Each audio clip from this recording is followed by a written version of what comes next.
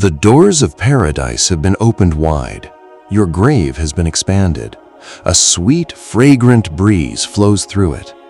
Your heart is filled with a sense of peace and contentment far greater than any bliss felt while sitting on the shore of the world's most beautiful ocean. Reminiscing upon Allah's boundless mercy towards you, you begin to think of the other dwellers of the graves whose situations are vastly different from yours. You were reminded of the words of the Messenger of Allah, peace and blessings of Allah be upon him. He described various punishments of the grave so that we all might remain cautious and vigilant.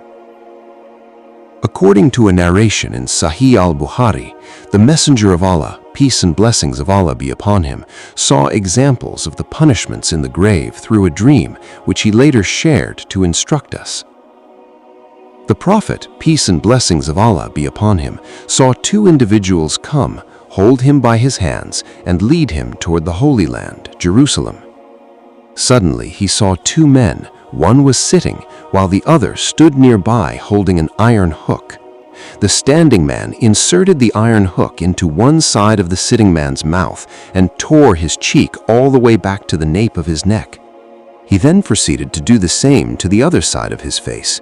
By the time he finished the second side, the first side had completely healed, and the punishment continued repeatedly in this cycle. The Messenger of Allah, peace and blessings of Allah be upon him, asked why this was happening. The angels accompanying him said, move on, meaning the explanation would come later. Next, they came upon a man lying flat on his back, with another man standing over his head holding a large stone. He would throw the stone at his head, crushing it completely. As the stone rolled away, the caller would retrieve it, and by the time he returned, his head would be fully restored to its original state. Thus, his head was repeatedly crushed, over and over again. The Messenger of Allah, peace and blessings of Allah be upon him, asked once more, "Who is this person?" Again, the angels replied, "Move on, move on." Then they reached a pit shaped like a traditional baking oven, tandoor.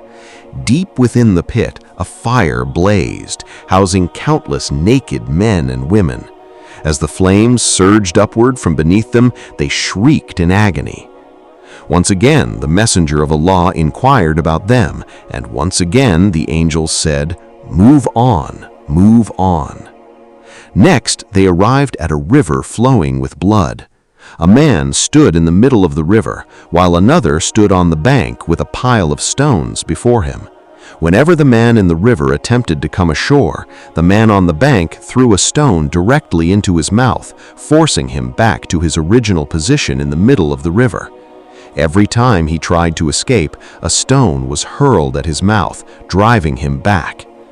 After observing several other remarkable sights, the Prophet, peace and blessings of Allah, finally requested an explanation for everything he had witnessed.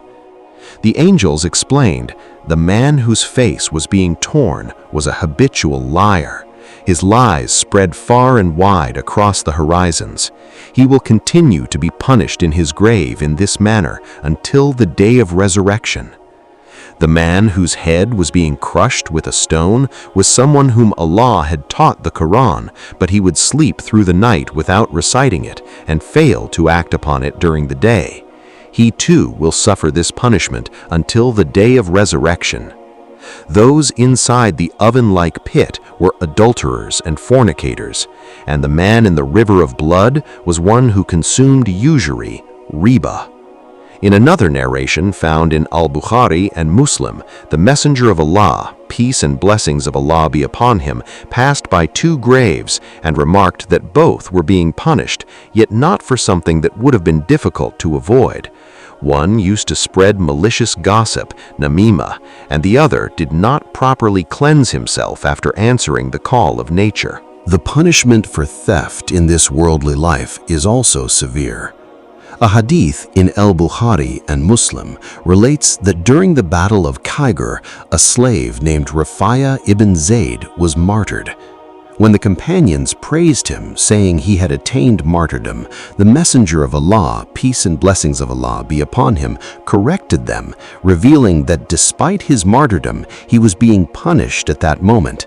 He had stolen a small cloak from the spoils of war, and that very cloak was burning him in fire.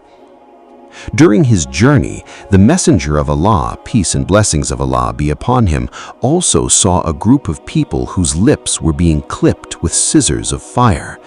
Jibreel, peace and blessings upon him, explained that these were people from his nation who exhorted others to do good deeds but failed to practice those good deeds themselves. They recited the Quran without truly understanding it. These punishments are undoubtedly terrifying. Many of us hesitate to discuss such topics, preferring to hear only of Allah's mercy and love. Some even ask, if Allah loves us far more than a mother loves her child, why would He subject us to such severe punishment? Others remark, Islam is a religion of peace, so why does it speak of such terrifying horrors, burning and mutilation? In reality, when we disobey Allah, the true ugliness of that act is not fully apparent in this worldly life. We fail to grasp the supreme majesty of Allah, the gravity of defying His commands, and the immense consequences of our choices. Because we struggle to perceive this, we prefer to dwell solely on Allah's boundless mercy while neglecting His perfect justice. The ultimate consequences of evil deeds are every bit as horrifying as the torment of the grave. Yet because Allah loves us immensely and constantly seeks avenues for our salvation, He does not punish us instantly. Instead, He grants us a lifetime, continuously inviting us to return to Him, ready to forgive us the moment we turn back.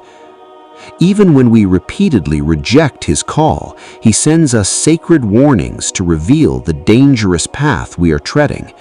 Yet, instead of taking heed from the severity of that outcome, we complain, why are we being told such frightening things?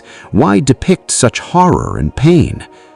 We fail to recognize that behind these vivid warnings lies infinite compassion and boundless mercy. However, a day will come when every human being will recognize the truth, and reality will manifest in its absolute fullness before mankind. That day is known as the Day of Resurrection, the Day of Judgment, among many other names. That momentous day will be the subject of discussion in the upcoming chapters.